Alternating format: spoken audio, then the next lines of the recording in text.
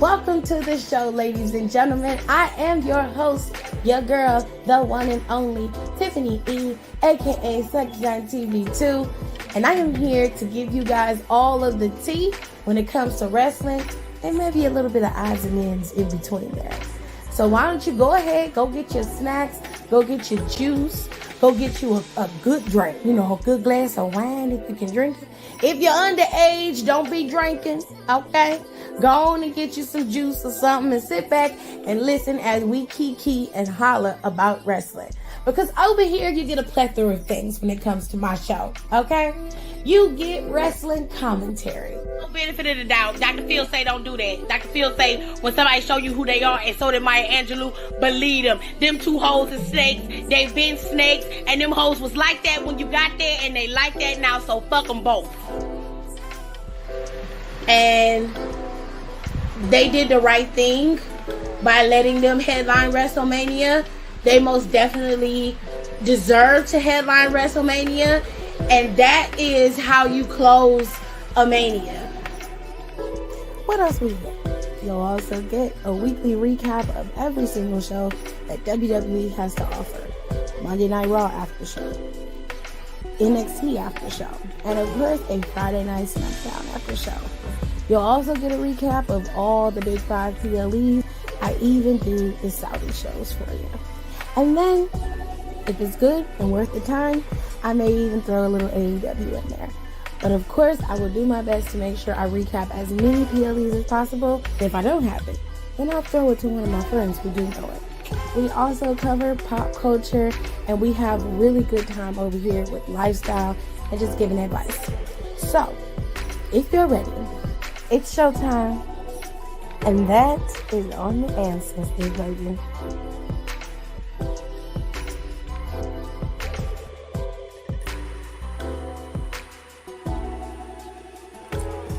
All right, let's turn the music down.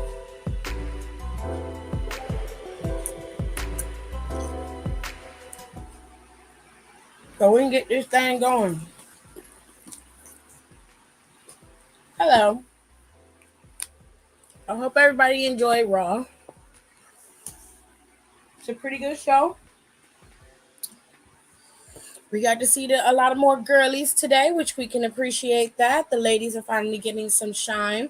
Had 3 segments for the girls. Unfortunately, one of them involved Trish Stratus, but we're gonna not complain. Okay? We're gonna take what we can get for now. And then we're gonna start making some noise. Okay? But top commenter of the day. First things first. It's family business. Okay? James is first. Shout out to James. They're the first one to comment, so you are my top commenter of the day. Thank you, love. I appreciate you being there. You know I mess up your name, your first name. So I call you by your last name just to be respectful out here in these streets. Because everybody be clocking me like I'm not allowed to mess up nothing. As soon as I say something out of the way, they be in the comments on my ass. Okay? So I just called you James. For my own protection. And for the protection of your name. Because you know I'll butcher it. Okay? I'm just telling you. Anyway. Kayla was second. Kayla is always in this top 5 somewhere. Okay? Kayla gonna make sure that she is in this position. And I love that for her. Okay? And then Eli was number 3. So shout out to y'all for being the top commenters of the day. And if you want to be a top commenter of the day, whether you're talking in the live, in the comment section or not, just make sure you come in early and make sure you just type something. It could be a letter. And I'll give you a little shout out just for being here. Okay? Because I know what it feels like sometimes to just like listening to the show. You don't want to be a part of the festivities. I can understand that. I feels you. Okay?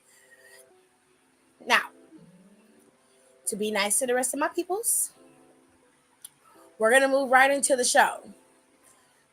Because Monday Night Raw, it gave something. It gave a little something, okay? It did. So, let's get the rest of these people in here. Nika is here.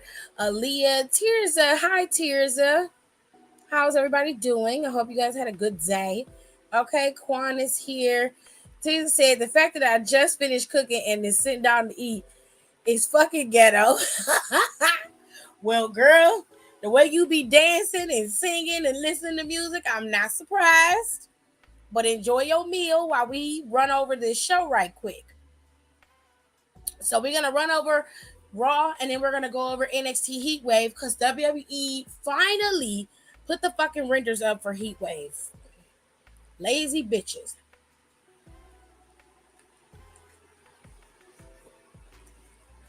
Anyway,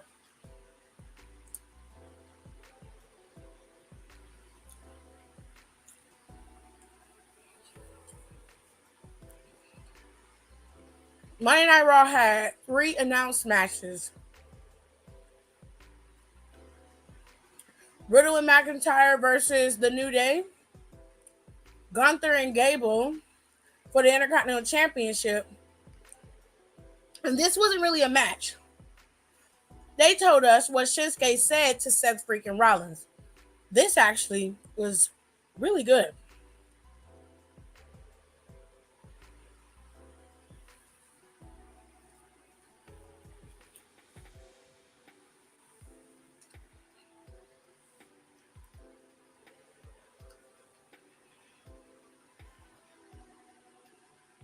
One thing Triple H knows how to do is set up a story and move forward. When he not stuck in the rut, because he clean moved us from Seth and Finn. If you notice, just completely remove Finn from the situation. Which I'm not necessarily mad at. But it was just such a smooth move. You know what I mean? Like it wasn't expected. But anyways, let's start off here. She says, side note, Malcolm has an interview with WWE for one of their videographer content positions. So prayers and good vibes and energies are needed. That is awesome. And I hope he gets the job. Are you kidding me? Good luck to you, Malcolm, if you can hear me. If not, Tirza, please tell him good luck. And he should not be worried because I know that he's good at his job and he'll get it. Keep yourself calm, and you got it, boo. You got it. We gonna be seeing you, Tirza, because I know you. Okay, because your ass is not gonna rest. Babe, I need you to get me tickets front row. Thank you so much. I can hear it now.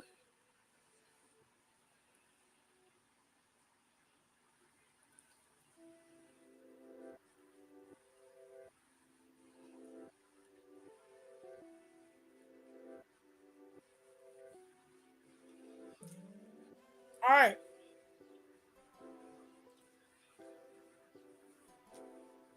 I'm trying to finish my dinner and do this. All right. Everybody telling Malcolm good luck, sending nothing but positive vibes. We hope he gets it. She said, me too. The only thing is, if he gets it, he'll be traveling, and I'm going with him wherever he goes. Piriana.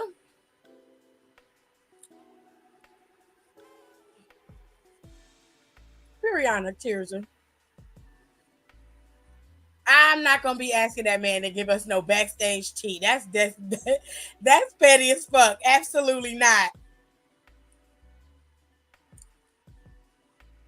You say he's watching football. I figured he would be. Did they start their preseason? Is over, right? So it's the first season. Who's playing, the Jets or the Giants? Let me go look. I don't like the Jets no way because Aaron Rodgers played for the Jets.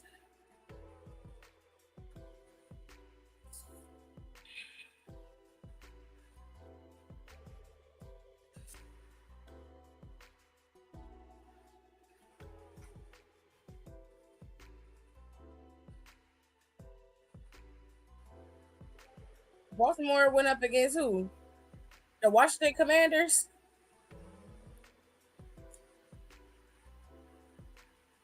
Mm, yeah. The Washington Commanders went up against the Baltimore Ravens. Oh, I forgot football season started. All right, y'all, let's get into this show. All right, listen. Seth freaking Rollins was backstage having a conversation with the analyst. But before that, Shinsuke Nakamura revealed what he whispered to Seth freaking Rollins last Monday. He said, "The Jets, that's his team." I can hear him screaming as I'm typing. I can't stand the Jets. I don't like him because Aaron Rodgers played for him and he gets on my goddamn nerves. Who they going up against?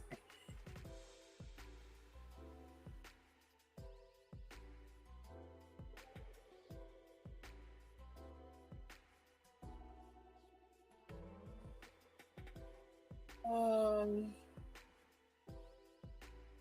August 21st, 2023.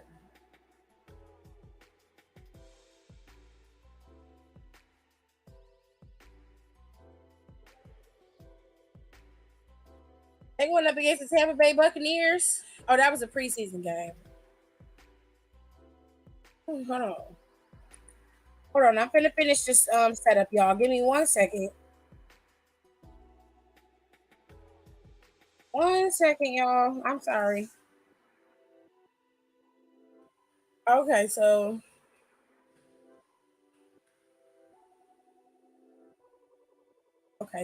that game is over. The Washington Commanders beat the Ravens. Okay.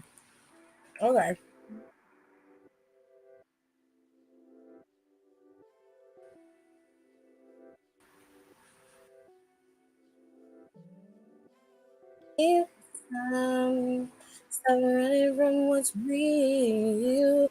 You must be watching the previous game because they didn't play today. They don't play till Saturday against the Giants. She said, "I don't like them either." Okay. Oh, I didn't know the Ravens were playing today. Yep, Ravens went up against the Washington Commanders. They lost 26-29. Washington Commanders beat them. I don't like them either. Anti-vax in the face ass bitch. And he was lying. He had one of them fake vax cards. That pissed me off. I was like, just go get vaccinated, you weak ass bitch. Also, I got my foot x-rays today and it's looking like I'm gonna need surgery. Oh, well, you know what, Tirza? Look at it this way. You get a nice little vacation and be off your feet for a little while.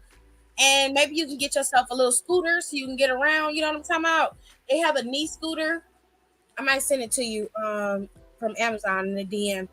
I'll know for sure on September 22nd, which is my 6 week follow-up appointment. I'm hoping that you don't have to have the surgery. So let's hope against that. Anyways, so Shinsuke was interviewed, and Shinsuke wasn't in Quebec today, and he basically just told everybody that he's well aware of Seth Rollins' back injury. Which, if you haven't noticed or you haven't been listening to the streets or the dirt sheets, then you wouldn't know about Seth's back injury. But he does have a back injury, and from what I understood, it was a minor back injury. But from what Seth Rollins says, he has two fractures in his lower vertebrae. That is not a minor injury. That means that at any given time that hairline fracture can turn into a massive fracture. He could injure himself even further just by wrestling the time frames that he's wrestling. This is not good. Okay. Now I don't know if this is kayfabe, what he said about his back. I'm not sure. Now he's screaming. I'm not sure if what he said about his back is all kayfabe, if it's just a strain, but a nagging injury. But Seth has been wrestling with this back pain for the last 4 years. And going as strong as Seth Rollins has been going, at some point, something's going to give, whether it be his back or his ability to be able to kick out one way or another, Seth Rollins is not going to be able to continue going at this rate. So Shinsuke Nakamura has made it a point to start targeting Seth Rollins in every way, shape, and form, not only on the physical, but also on the mental. You see, Seth is very sensitive about only two things: his wife, Becky Lynch, and his beautiful daughter, Baby Rue. Once you include them into the scenario, he becomes very, very combative. And that's exactly what happened today. Shinsuke basically alluded to the fact that when he holds his wife, he's in pain. When he holds his daughter, he's in pain. Seth did not like this, okay? Seth feels like if you want to target me, then come after me. But once you come after my wife and my child, then it's time for me to have to prove to you who I am and what I stand for. One thing I won't stand for is you disrespecting my family and my livelihood. So now, not only has Shinsuke Nakamura riled up the champion, he's pissed him off, which I'm sure Shinsuke Nakamura has planned to do. With all that being said, the two promos cut by these two men were very good. Shinsuke cut his promo in his native language, but you understood very well what he was trying to say. Meanwhile, Seth Rollins cut very impassioned and emboldened promo against Shinsuke Nakamura. The only thing we were missing was a stare down in the ring between the two men. That was one of the better parts of Monday Night Raw. So let's move into something else, okay? However, to clear it up, to put a cap on it and move on, Seth made it very clear that he is not a man of fighting over the internet. I'm not going to fight you through the screen, okay? You want to talk shit, then be man enough to talk that shit to my face. So next week, Shinsuke Nakamura has been called out, but the match has been set. It's going to be Nakamura versus Seth freaking Rollins at Payback in 1 week for the World Heavyweight Championship. Now, these renders for this show are fucking fire, by the way. They're absolutely beautiful. Okay. I don't know who's making these renders for these pay-per-views, but they're doing an excellent job and they need to be compensated fairly for them, okay? Because they're moving their asses and making amazing renders. All right, we love that. Beautiful thing. It's a beautiful thing, okay? So let us move on from here to the next one, shall we? We shall. Thank you.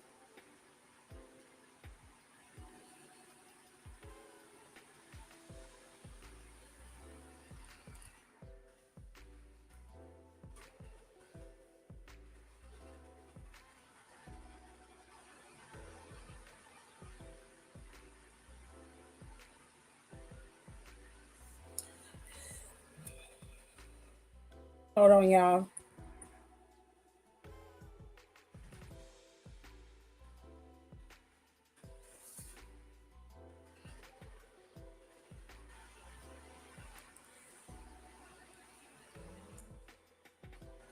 Love and dreams, they don't hear you.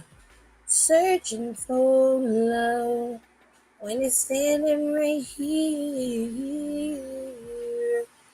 All right, so let's move on. All right. Why would you choose? Which means he's walking around with a broken back, which is gnarly. Yes, if what he says is true and is not like kayfabe, which I don't think that he would say that under those circumstances, it's it's very, very, very disheartening. That broke my heart. I was like, oh no, no, no, no, no. Make him drop that title and then go rehab. He can come back. But I'd rather him be healthy and happy and able to be there for his kids than, for his daughter, than to be broken and wrestling in the ring for our entertainment. Absolutely not. You're only gonna get one Seth freaking Rollins. So I'd rather he go home and heal himself, but he's not gonna do that. Um, He probably gets cortisone shots frequently, probably. As he should. If you talk about my man or my family, that's your ass. When I see you, I'm going to drag you in the story, period. If Malcolm get this job, the first thing I want is mania tickets.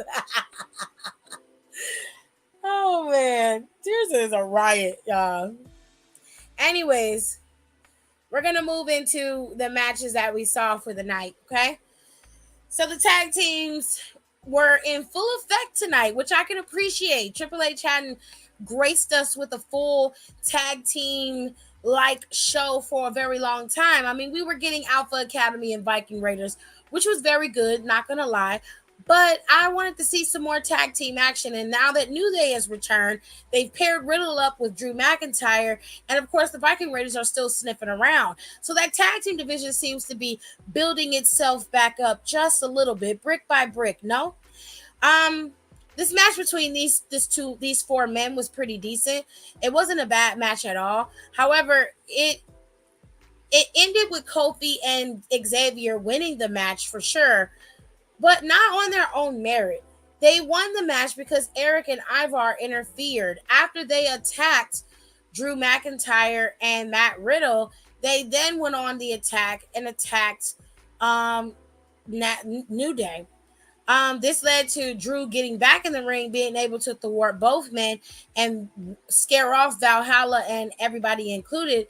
And that's how they were able to kind of, change the tide of that match. However, Drew and Riddle did suffer a loss by the hands of the Viking Raiders via, New Day.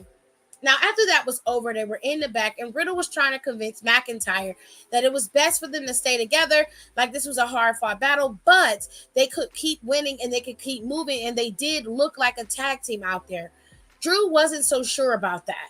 But when Xavier and Kofi came up to them, they gave them the reassurance that they needed. Essentially, what they did was give them their blessing as an OG tag team and told them to continue working together and it'll come together, that they see the potential in their tag team. They also told them if they ever needed any help against the Viking Raiders, that they were going to be there in their corner if necessary. Drew McIntyre didn't really answer Riddle when he said maybe we should continue doing this, but it seems like that's where it's going to go. I'm going to tell you where this is going to end up. Drew McIntyre and Riddle are probably going to end up, winning a little bit, and then they're going to go on this slight losing streak. To which Drew McIntyre is going to get sick of Matt Riddle, and Matt Riddle's going to become Drew McIntyre's target. And then you're going to have Riddle versus McIntyre as a heel, because that's where McIntyre is headed, to being back in the Scottish psychopath's boots. So mark my words, children, it's coming. Moving on to the bread and potatoes, or the meat and potatoes of the show, was this match between Gunther and Chad Gable. Now, a lot of people didn't really give Chad Gable a lot of, hope in this match. But quite frankly, Chad Gable outworked Walter in this match. He performed effectively. This is no shade to Gunther. Gunther always performs at a high caliber, so that is a given. But what Chad Gable was able to do in that ring with Gunther was nothing less short of amazing. I never not give Chad Gable his props. He is, if not the best technical wrestler on the roster, male or female. He just is good at what he does. There are very few people on that roster who can actually go bar for bar, word for word, tech for tech, mat to mat with Chad Gable. Very, very few. He's going to out wrestle and outwork just about anybody he gets in the ring with. And he almost did that to Gunther today. However, Gunther was, frustrated at Chad Gable's tenacity at trying to get that championship. Now, they said live on TV that Gunther had 18 days until he cleared the Honky Tonks record. Okay? We're going to go back and check the title reign days. Gunther is at 436 days currently. All right?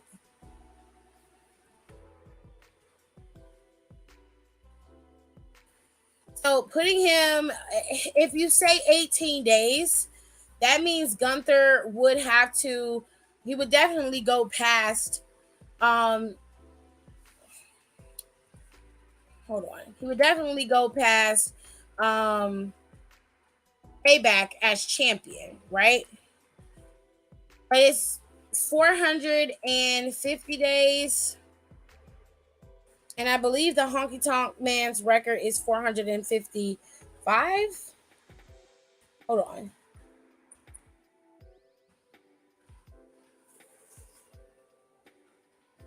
Yeah, he had 454 days. So they were right in the time frame. He has to keep going for another 18 days in order to beat the Honky Tonk Man's record. So he has to go well past Payback in order to beat the Honky Tonk Man's record. So 18 days, we're talking 7 here, and then another 7. He would have to go all the way until September 4th, I believe. That's 18 days. Or he would either get it on September 11th, or he would get it a few days after Payback. I think they probably would have him drop it on Monday Night Raw. Um, but they may make Gable wait until September 11th. However, Gable did beat Gunther. Gunther hasn't been beaten on television in quite some time. He beat him in singles competition, one on one. However, it was an count out, which means he does not get the title. Titles do not change hands on a count out or on a disqualification. Titles only change hands on pinfall or submission. So while Gable won the match, Gunther was able to retain his championship. So it is what it is, boys. Now, this match was made impromptu tonight. Sami Zayn opened the show and he was out there for almost 10 minutes before he could even start his promo. Quebec was very much into Sami Zayn. Obviously, he was the hometown boy. Okay. And Kevin Owens came back tonight, which made life so much easier for Sami. And Kevin seemed to be in good spirits and ready to roll once he showed up and helped him thwart the Judgment Day. While Sami was trying to give his promo, Judgment Day had to come out. Under the guise of the show running smoothly and moving quickly, they needed them to come out. So instead of them cutting a promo against Sami, they pretty much came out there and surrounded the ring to take Sami out. This is when Kevin's music hit, and he came out there and he attacked and was able to dismantle Judgment Day all by his lonesome. Now, the match was made tag team match against Kevin and Sami Zayn, sorry. And they had to decide which two members of Judgment Day were going to compete. This was an issue all night between these guys. Finn and Damian did not want to team with each other. They kept trying to decide if it was going to be Damian and Dom or if it was going to be Finn and Dom. To the point where they even asked Dom, and Dom was too chicken shit to even give his point of view. And to the point where Rhea just got sick of it. She went out and had her match, which she ended up squashing Candice. Poor Candice. She got put in the Eradicator and the match was over. I will say at least Candice got some offense off in that match, but she ended up losing to the Eradicator, to which we ended up seeing Raquel come out, which Raquel is fully healed and 100% ready to go. And it's going to be a match against Rhea Ripley for the World Heavyweight Women's Championship at Payback. So Rhea and Raquel will face off at Payback, like I told you guys. Now, these guys could not come to an agreement. JD McDonough was with Finn at one point, but of course, they didn't want, JD to be back there or even around. They felt like JD is not a part of Judgment Day, therefore he should not be in Judgment Day business. So once they pushed JD off, JD left. At least so we thought.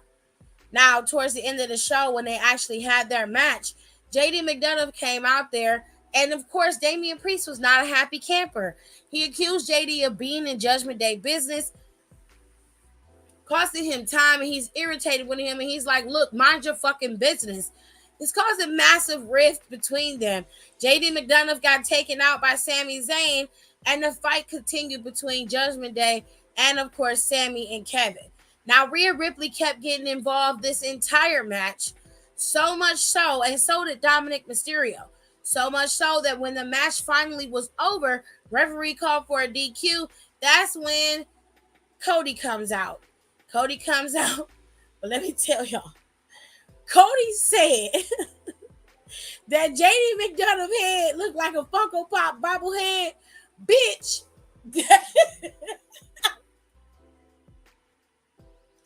that shit took me out. I said, no, you didn't. No, you didn't. Sirs, males. I said, oh, no, you did. You dirty bitch.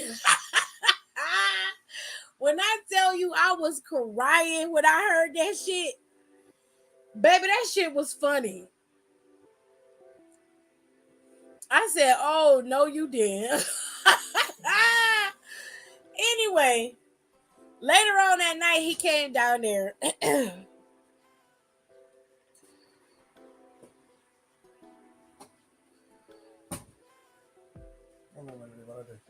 Nothing.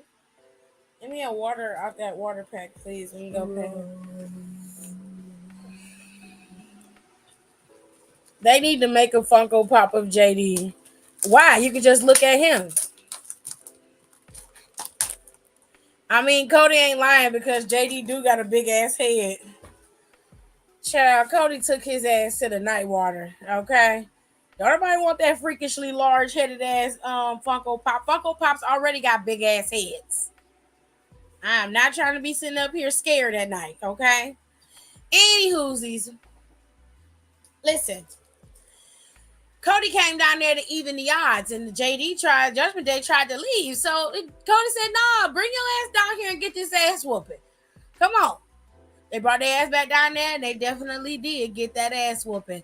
Judgment Day ended up suffering a loss due to their inability to come together in a match, despite Rhea Ripley being the one forcing them to work together.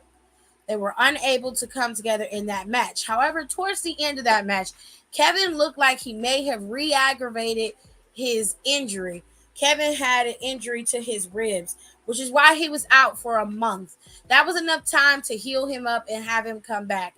Now, I don't know for sure if Kevin is like injured. He may have just like knocked the wind out of himself and may have caused himself a little bit more pain in that match because he is wrestling. Shit happens, but I am not sure. But I'm hoping that he is okay and will be able to continue going on. All right. With all that being said, ladies and gentlemen, let's get into the women's stuff. All right. So Trish Stratus and Becky Lynch decided to have a promo back and forth, which I wish they wouldn't have. I'm gonna be honest.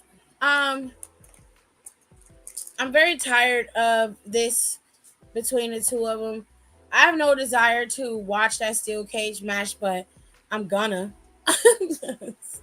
I don't want to, but I'm gonna. It is what it is. I ain't. I ain't too much worried about it. You know what I'm saying? But I guess to take care of Zoe before they have their match, she's gonna have a Falls Count Anywhere match with Zoe Starks next week. Now, one would have to say that this is a mistake, okay? Because a Falls Count Anywhere match does have a no DQ rule, like anything goes usually in that style of match. Um, the only difference is like you can pin a person anywhere in the arena during that match. It doesn't have to be in the ring.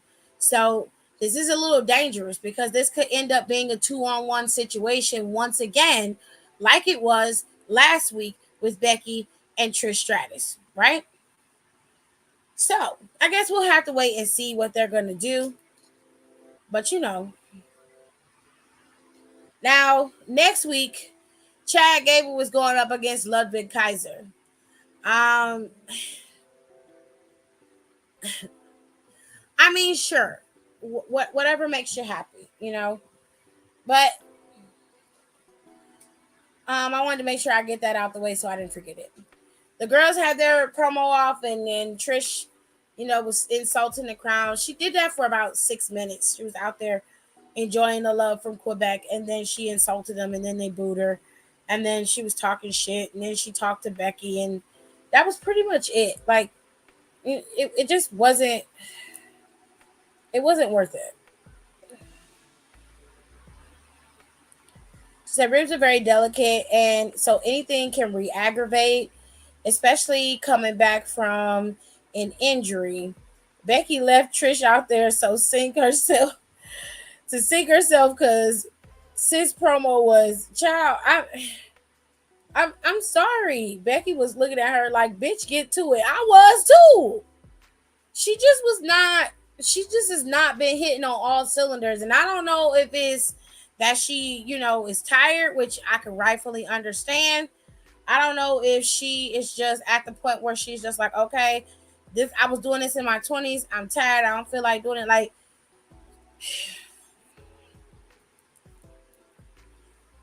she is not giving what she is supposed to have gave. Okay, y'all mother is lacking, and she needs to get her shit together because Becky be eating her and Zoe ass up on live on the microphone, and it is not.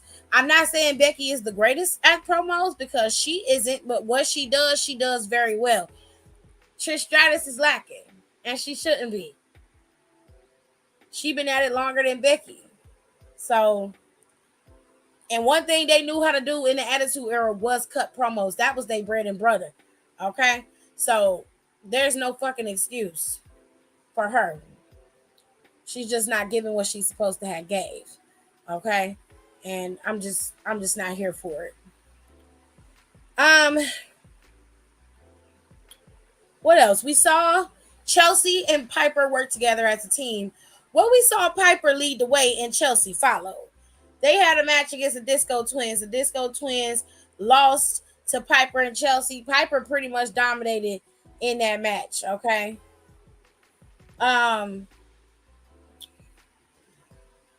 Again, we had Rhea and Candice. That match was okay until Candice put Rhea in. Rhea got put Candice in at Eradicator. Match was over. That's when Raquel came out, made her proclamation that she is healed and ready to go. Okay, and that she is gonna be at Payback, and Rhea Ripley is too, and they're gonna be fighting for that championship. I said, okay, girl, live your best life. Now, for the most part, that was Monday Night Raw, ladies and gentlemen. Okay, you had the promo between Seth and Shinsuke Nakamura. You had the promo between Cody and Byron, which Cody cut a promo. You had the situation between Judgment Day. They dominated the majority of the show. And then you had the situation with Rhea and Raquel and Candice. You had the girls, the tag team titles, battling it out. There was a vignette package specifically for Shayna Baszler, which I liked. And it had a little Mortal Kombat callback to it. Okay, if you play video games, if you know, you know. And then we had the end game match, which one thing I really hope that they do is to stop having this same setup of Judgment Day going up against Sammy, Kevin, and Cody and somebody from Judgment Day. Like, I'm really tired of that merry-go-round. I need them to find some new players. I need them to find something. If JD McDonough is supposed to be your disruptor, let him be the disruptor. Stop having the same fucking matches every night. Oh, Akira Tozawa went up against Miz. Okay, so Akira Tozawa went up against Miz, and Miz cut a long promo tonight as well. It is about 3 minutes long. He was out there. LA Knight came out there and caused a little bit of a distraction. But for the most part, Akira Tozawa beat Miz by his lonesome. There was no interference from Miz, or more specifically from LA Knight, in that match with Miz. Had Miz not been trying to showboat and talk shit while he was wrestling Tozawa, he would have beaten him clean. But because he was so busy and so triggered by LA Knight, he ended up losing that match, and Tozawa got a pin on a 2-time Grand Slam champion. sir. Yeah. Yeah. Becky is very effective. Becky gave her that look like, oh, why is you here? I mean, period. I really wish they could let Candace go because she can go. That's what I'm really disappointed about. While the match between and this is another thing that I want to talk about before I move into NXT Heatwave. I don't like the fact that people say champions shouldn't lose. Because what you create is a narrative that nobody can beat them, and they have to keep going on this particular tirade of trying to find opponents, and they're never being beaten at any given point. If they're never beaten, how do you prove that they can be beaten? How do you prove that? Is that all gonna happen on some fucking? It's always got to be some underdog style of story. No, if this is a non-title match and I'm wrestling you in a non-title match, it is perfectly fine for me to beat you in a non-title match. It does not mean that when we wrestle for this championship that you will beat me, because that's a whole different ball game. That's a whole different ball of wax. That is the very same thing that I feel like could have happened tonight. Rhea Ripley has not lost a match on her own in a very long time since she won that championship from Charlotte. And don't get me wrong, I don't mind her being a dominant champion, but I need dominance that works in her favor. Like, let's put it this way. Charlotte Flair was a dominant champion, but you know what? She lost matches. She was beatable. And their matches were even killed. Like, she was going up against the Biancas. She's going up against Becky. When she went up against Ronda, whether you like the match or not, it was even killed. Both opponents had opportunities to get back at each other. This was not just a one-off thing where you were the heel and you looked like the big bad wolf all the fucking time. I get it. Rhea Ripley's a big, imposing woman.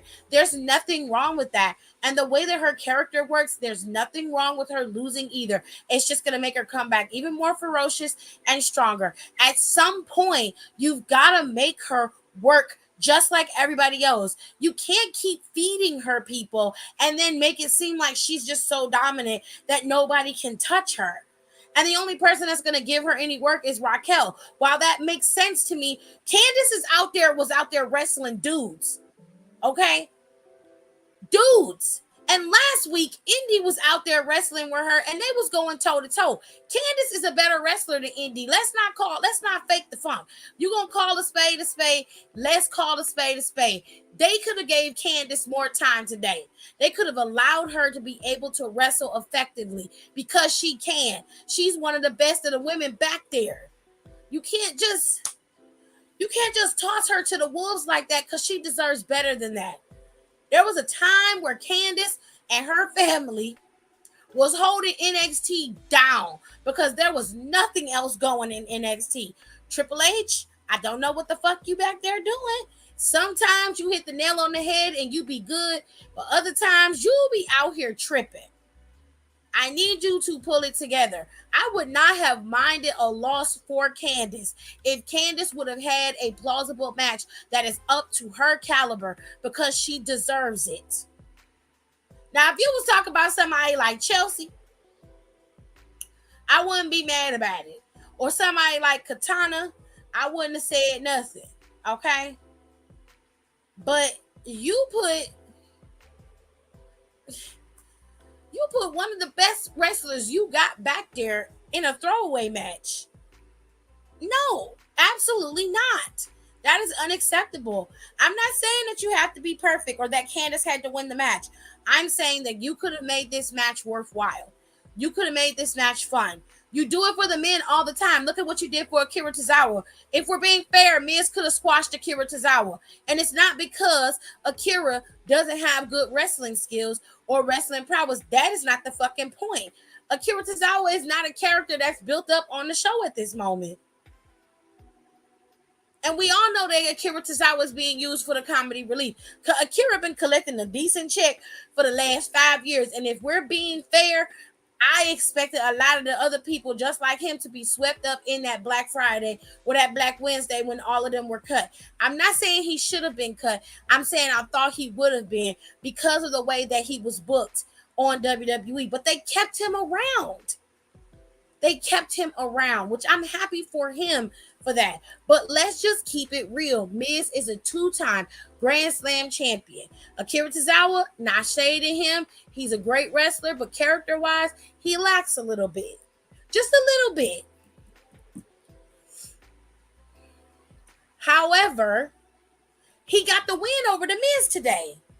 Did he need that win? Because are you going to use him to push him forward and let him have some momentum? No. You gave him a longer fucking match than you gave Candice and Rhea. Rhea is the champion. Now, I don't know about y'all, but some about that don't smell right and it don't feel right. Okay? I'm just causing it like I sees it. Okay?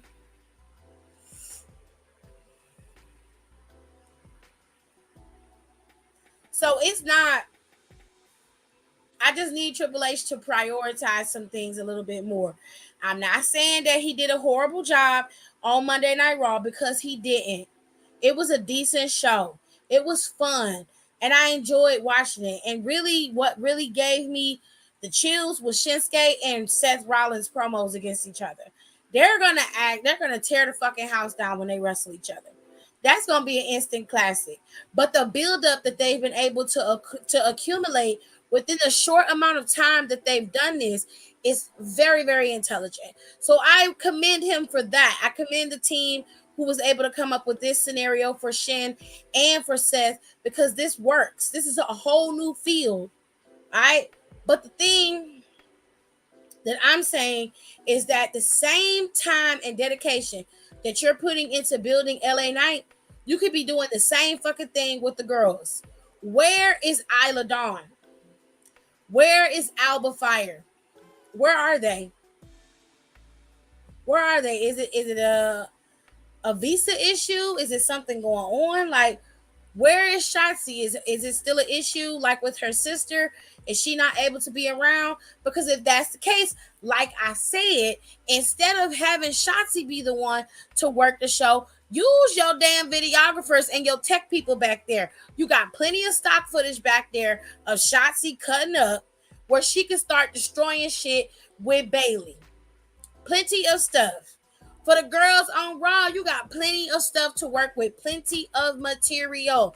You don't even have to use Candice and Indy for that. They can go back to being a tag team to strengthen the tag team division on Monday Night Raw, because you have enough individuals for Monday Night Raw. Once Liv comes back, which I'm pretty sure she'll be back soon. Once Liv comes back, you've got another former champion who could possibly go up against Rhea.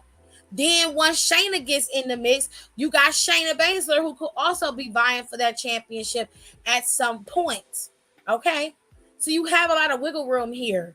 You need to be using it wisely and pushing these women effectively. You have the time, use it correctly. You got Chelsea and Piper as a tag team. Cool. Put them back up against the Disco Twins for a month or two. If it don't work out for the Disco Twins, move into Indy and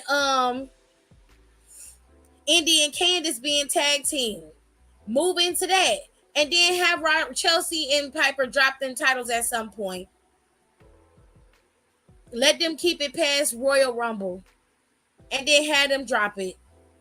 And then you can let them keep it all the way up until they hit WrestleMania and have Candice and Indy win the titles at WrestleMania. Then you can start over again and see what you got going. See what you can pull from. You feel me? Send Candice and Indy back to NXT as the tag team champions. Had them drop them titles off there. Or you can have Chelsea and Piper drop them off at NXT.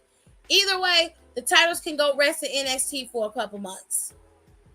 You feel what I'm saying? Like, it's all kind of ways to do this. The ones I was mentioning, Shotzi, Isla, and Alba, yes, they are on SmackDown. She said Isla and Alba haven't been seen since they dropped the titles to Ronda and Shayna. No, they haven't. They haven't been seen since then. Shayna should have been next in line for a title shot.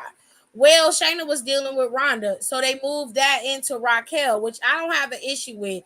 I feel like Rhea really needs somebody who's at her weight class, height wise, somebody who match her bar for bar.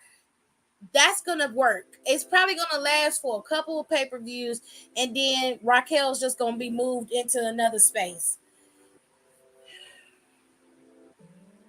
Emma's still back there. I forgot Emma even worked there. I forgot Madcap Moss worked there, if we being fair. Despite the fact that she was still in that Walmart, nobody told me the girl got arrested and it was a false accusation. I'm still mad at Rico for that shit. She said, I'm getting bored with Rhea. They need to do something with her. I don't know what they're going to do with her, baby. I really don't. But at this point, like I was saying earlier, champions can lose. They don't have to lose their titles. That's why I said having them. Oh, okay. I hope your friend is okay, Nicole. I hope your friend is okay. Having them book her the way they've booked her is just not working. While it's great, it's built her up, it's made her into a household name. We love that for her.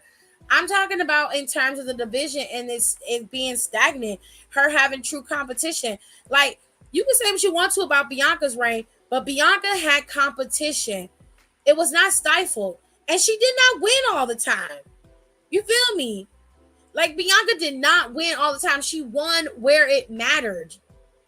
She won where it mattered. And that's what I'm talking about. I'm upset that she squashed Candice like that. I know we was just talking about that, and I know that Tirza was saying earlier that she was like, I wish they would let Candice go because she can go, which I 100% agree with. I don't feel like they should have. That's the way they should have booked Candice. Candice could have had a good match with Rhea, and then if Rhea beat her, that's fine. But for her to just beat her in a few seconds like that, trash. Absolute trash. That's unacceptable. Any other time I could explain away, like maybe this is, a building of a story, but it's not. It's a one-off match, and they just did that because they had a little tiny feud before. And it's not fair. It's not fair. And we all know what Candice is capable of and what she can do. Triple H, your bald-headed ass better get your shit together and do something. Because this women's division is lacking, and it's lacking because you so hell-bent on pushing only those who have gotten over. You have to learn how to balance. You have to balance.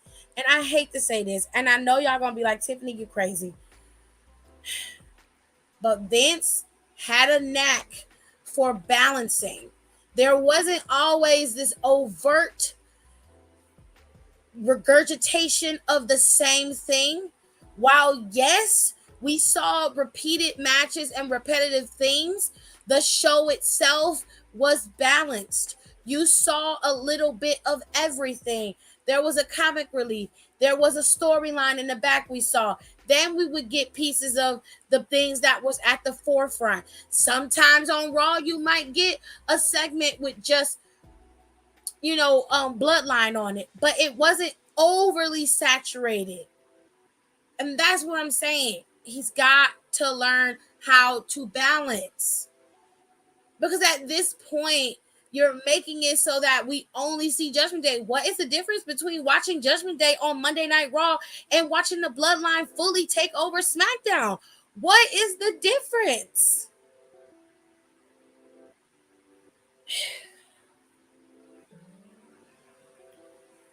Emma, Zaya, Tegan, Nikki, and Dana. Nikki's on Raw. Emma's on Raw. Zaya's on SmackDown, from what I understand. Tegan is on Raw, and Dana is NXT wrestler, so Dana doesn't count. One of these girls, I ain't gonna lie, I tell you the truth. If they had brought Zaya or Tegan out there or Emma out there to be squashed by Rhea Ripley, I wouldn't say a word. I am not trying to be funny. I'm dead ass. And it's not because they're not capable. It's not because they can't wrestle. I would give Nikki a little bit of a pass because Nikki is a good wrestler. But I wouldn't be as mad because Candice Candice just has it. Candice, skill wise, is a better wrestler than a lot of people on that roster. She can take a lot. She is not one of these little frail bitches that's in the back just sitting there with a fan leaf, just waving a leaf in the back. This bitch is really rough out here. Like, she was out there wrestling the dudes 3 times her size, taking a lumbar check from Cedric Alexander. As small as Cedric is, Noam Dar said that lumbar check, he had to take seven of those syringes of blood out of his back from that lumbar check. Like, you gotta give Candice more room to work here. You gotta push her. You can't, and I'm not saying she has to be champion. I'm not saying that. I'm saying she gotta have more legwork than this, because that's just not right. Because Candice would have whooped her, to be honest. Hunter walking on thin fucking ice, like looking like his daddy. That part. Hey, because people try to act like NXT Black and Gold wasn't repetitive. It most definitely was. And there were only certain people that you saw. Who was it? Undisputed Era and Adam Cole, Johnny Gargano and Ciampa. Candice didn't really start getting pushed until towards the end. For the girls, it was Rhea, Shayna, Bianca for a little bit until they pulled her. Oh fuck. Tag team wide was Finn. Finn was another one. Carrying when he got there. Oh God. Before Sean took over and before Bruce Pritchard took over, Triple H pushed Candice, Rhea, Alba for a little bit. Then she was sent back to NXT UK. Who else? Candice is better than most of the men. Absolutely. NXT Black and Gold was lit though. When it was Black and Gold, I never missed an episode or pay-per-view. I didn't have a problem with Black and Gold, but towards the end of the show, it was repetitive and it lacked creativity by the end. There was a time frame where you kind of guessed how this was going to go. Like, you knew Johnny Gargano and Ciampa were going to go at it again. It was like they didn't really have any direction as to what they were going to do or where they were going. And it got stagnant. Even some of its greatest fans stopped watching this show. What baffled me was when the changes were made to NXT, then everybody wanted to shit on it. But y'all had stopped watching it way before the changes had been made. The proof was in the ratings. Ratings had dropped below 600,000 views per night on NXT Black and Gold. That was one of the reasons why Triple H had got demoted. And that was one of the reasons why NXT has stopped being a third brand. So it's not as if the booking wasn't piss poor, and it's not as if the show itself was not lacking, because it definitely was. I was watching NXT Black and Gold towards the end, and I didn't miss an episode of PLE either. And oftentimes, you could miss an episode because you already knew what was going to happen. It was already clear. Triple H is a creature of habit. And I pretty much can telegraph where he's going to go and how he's going to move. Now, on occasion, he will make some retreating moves where he'll spin things around and he'll make some changes in a match, and you'll never see it coming. Shawn Michaels is like that too. Shawn Michaels always has an ace in the hole, though. He's always somebody that's looking 2 or 3 steps ahead. Triple H plans his moves out piece by piece, whereas Shawn Michaels is planning his move out at least 2 or 3 steps ahead, like a true chess player. Okay, it takes him a little bit of time to get used to the game, but once he does, everything moves and flows like it's supposed to. If you've been watching NXT, you know in the beginning it was very rocky. NXT was very rocky in the beginning. When they started the rebrand after Triple H, after Shawn took over, it was a little rocky. It didn't really start to hit its stride until they hit that Iron Challenge match. Once that Iron Challenge match came out, that's when you started to see the wheels changing and turning in NXT. And that's when Sean really been hitting his role, and he's been moving ever since. Sean's biggest thing that he's been able to do is balance his show. So it's not just super heel heavy. There are some instances in there where you see people who haven't been booked in a while. Matches might be a little cold. You might see some cold matches from people, and stories might be revisited from a couple weeks ago, but they make sure to recap you so you can see it. Triple H is not like that. Whatever is happening in terms of the story is what takes precedence. And then he moves forward from there. And he'll use anybody to make sure that story moves forward.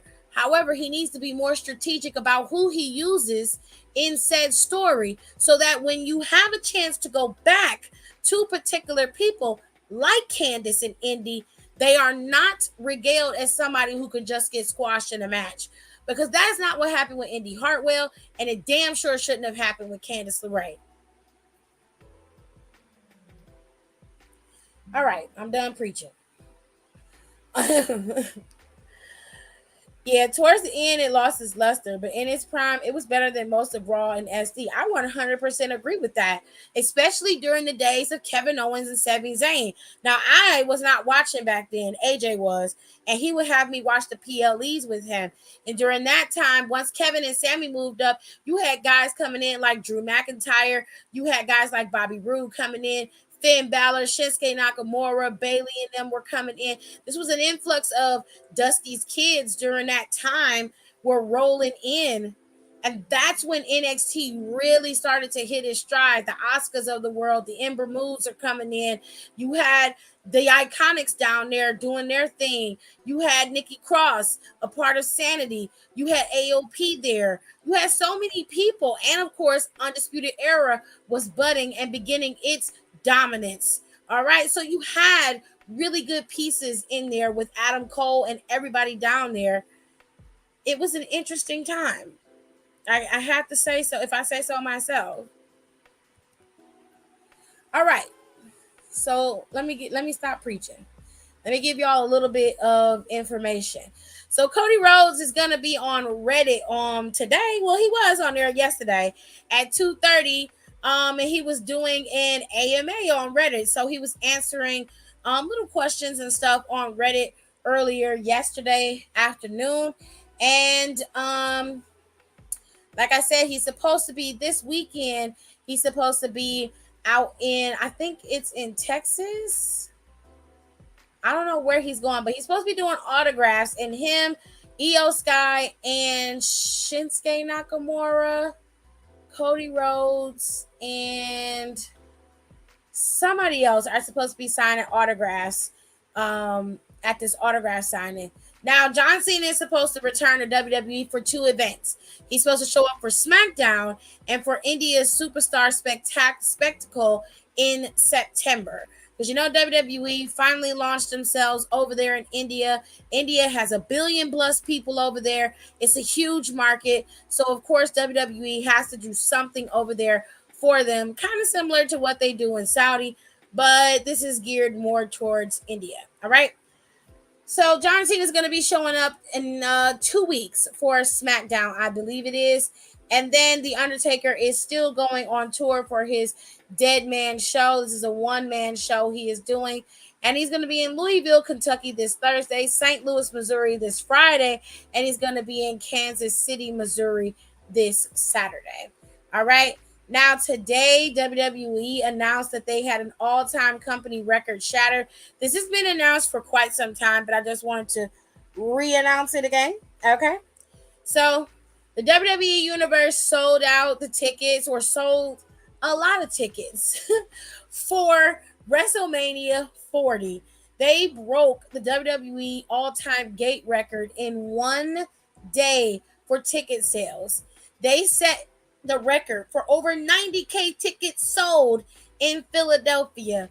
Philly went off, and it was like, bitch, you coming to our city? Oh yeah, we's buying tickets. We're going. We're definitely going. Okay. They promising that one man. They stay promoting that one man show. Well, they produce it, Rico. So of course they're gonna keep promoting it, baby. WWE sold 90,000 plus tickets in one day. That's fucking insane.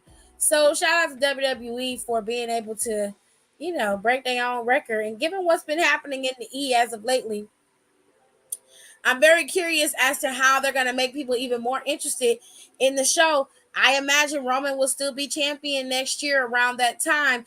And more than likely, your two distinguished twins will be fighting each other at WrestleMania rather than fighting each other at any other time. I suspect that Jey Uso will return to WWE sometime around Royal Rumble or maybe Elimination Chamber, but I'm going to stick with Royal Rumble. I think that's when he's coming back. But it's going to be an interesting time, ladies and gentlemen. I promise you, it's going to be very, very interesting.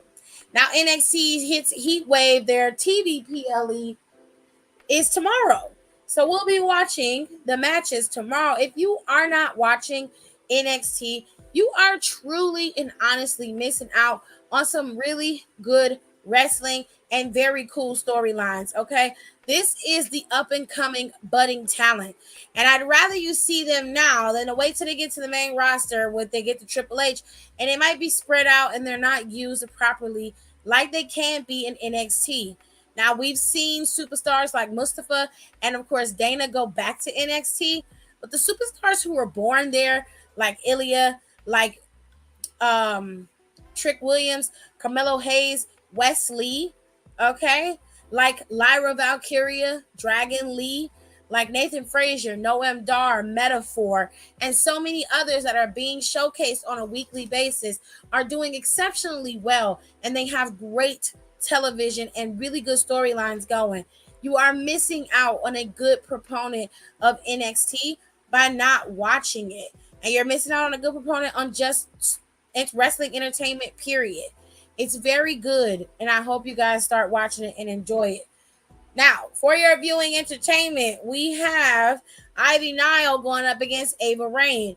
Now, these two have been going back and forth ever since the Creed brothers have been removed from NXT.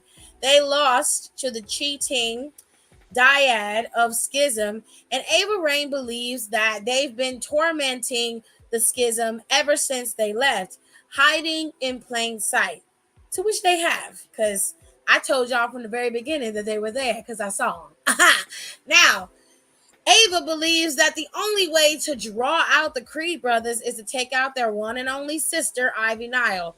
Now, Ivy Nile is no slouch, and of course, she is not just some little prilly thing that Ava Raine can take out. This is going to be Ava Raine's one and only test. If she does not pass in terms of putting on a decent match against Ivy Nile, then I don't know what to do. She's had at least 2 matches that I've seen where she has not performed effectively in said match, but this is a one-on-one match with Ivy. There's nowhere for her to go. She needs to make sure that she performs effectively because the girls around her are surpassing her, and she's been there longer than most of them. So all I can say is good luck, and I hope you have a good match.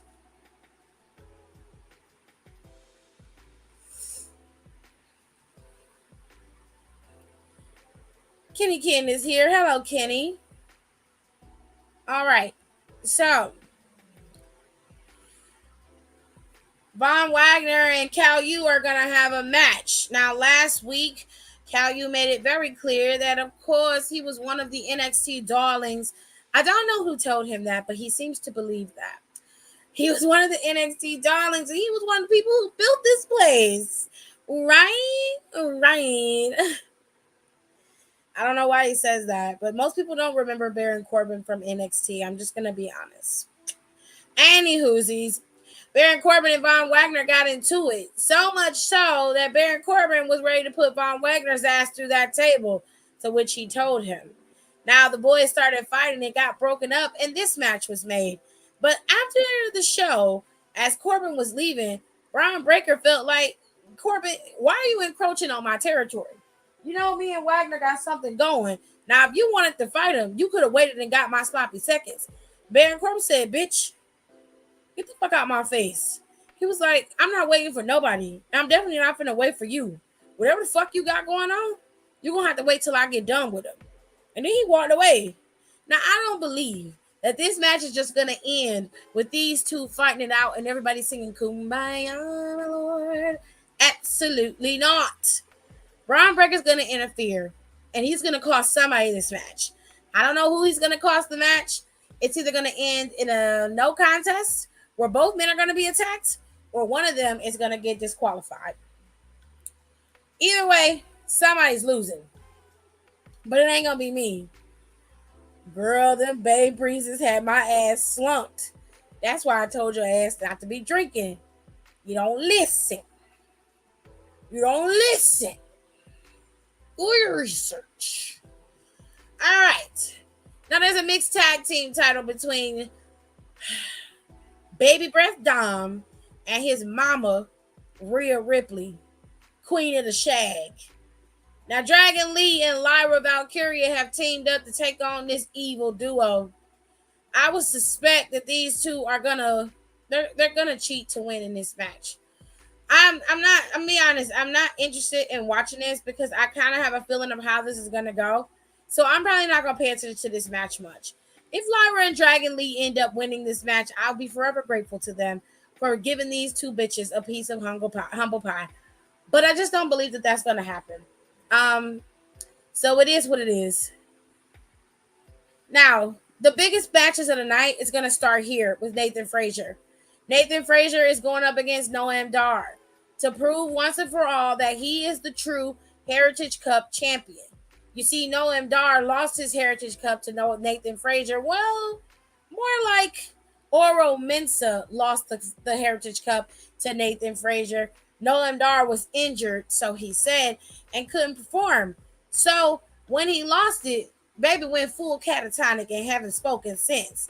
So as a member of Metaphor and as someone who loves Noam Dar as their fearless leader, Jakara and Lash got him his very own Heritage Cup championship, to which led to 2 Heritage Cup championships, to which Noam Dar ended up losing to Tyler Bate a few weeks ago.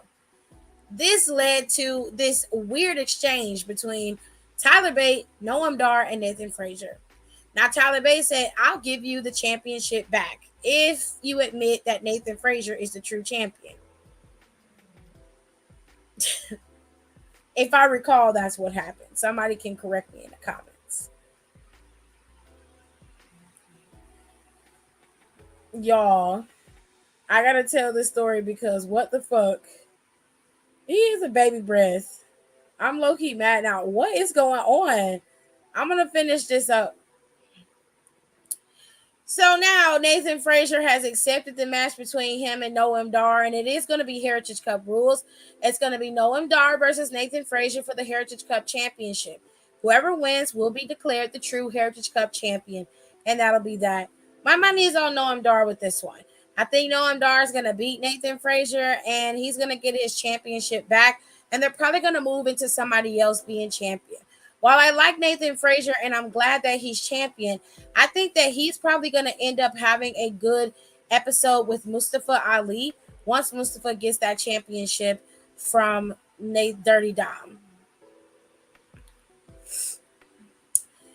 Let's move into the best matches of the night. So Ilya Dragunov and Trick Williams have been going at it for a couple of weeks now. All because Trick Williams was one of the reasons why Carmelo Hayes was able to retain his NXT championship at their last pay-per-view. Well, Ilya hasn't forgotten, and he damn sure isn't going to let Trick Williams off the hook. So he's made it very clear that if Trick Williams keeps getting in his way, that he's going to have to do away with him. To which Trick Williams made it very clear that he ain't no bitch. And he's not going to just back down just because Ilya is a hard person to beat. So Trick Williams has made a call, and now we got the audible. It's going to be Ilya Dragunov versus Trick Williams at NXT Heatwave.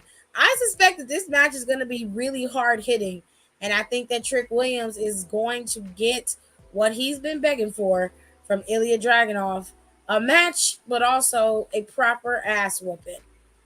Now, finally, this match is probably the trickiest of the two. These two men are some of the best, if not the best, of the best in NXT. Carmelo Hayes and Wes Lee. Now, they've battled it out before for that NXT North American Championship, to which Wesley was able to come out on top afterwards. But Carmelo Hayes has moved on to bigger and greener pastures, becoming the top guy and the NXT champion. Now, Wesley lost his championship in the worst way possible, and he's had a chip on his shoulder ever since. And since he won the right to be able to challenge Carmelo Hayes ahead of Carmelo Hayes going up against Ilya Dragunov for part two, Wesley looks to disrupt this little part two moment and become the new NXT champion. But Carmelo Hayes has never been an easy opponent to beat. Even when Trick wasn't helping him interfere, Carmelo Hayes has always been a formidable opponent. And while Carmelo Hayes is champion and he does pose a strong threat to retain his title, having somebody like Wesley, who has a chip on his shoulder, gunning for you weeks ahead of a possible match with Ilya Dragunov is never a good sign.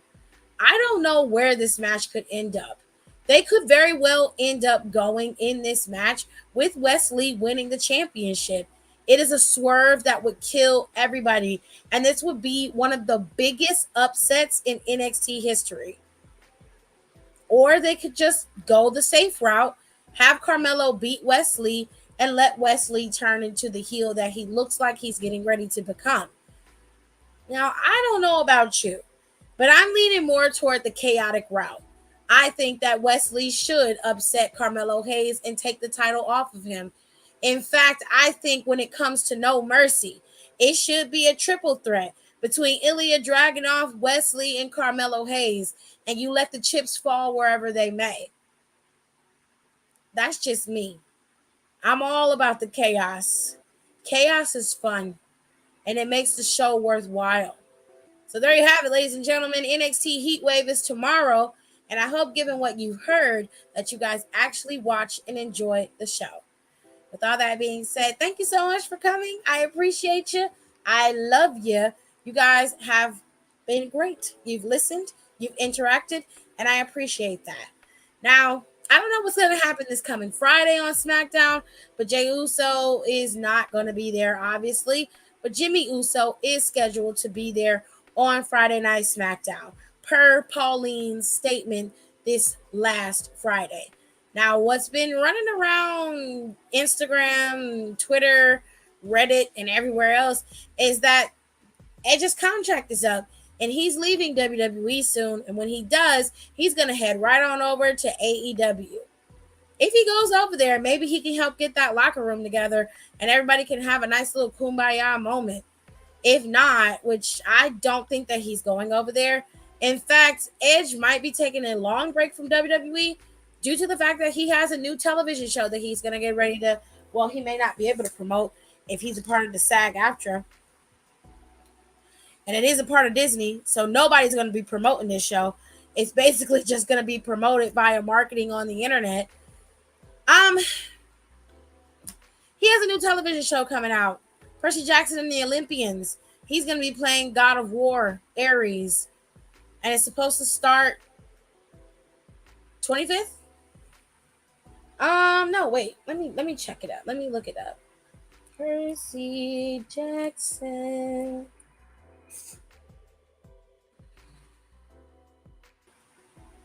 There we go.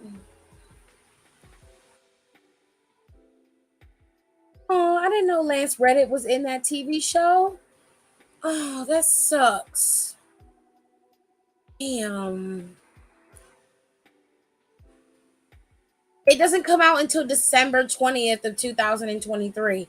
So it's going to be quite some time before that comes out. With what I'm hearing, that he's also in another movie that's supposed to come out soon. It looks like Edge is going to be working. I don't think he's going anywhere near AEW. And I find it so weird that every time somebody's contract is up, everybody always thinks he's going to AEW. If he goes and he decides to go over there, that's his business. I don't have any issues with that. If he doesn't, I told you so. With all that being said, I hope you guys enjoyed the show. Please make sure you rate, comment, and subscribe. And I will see you guys tomorrow after NXT's Heatwave. Love ya. Bye.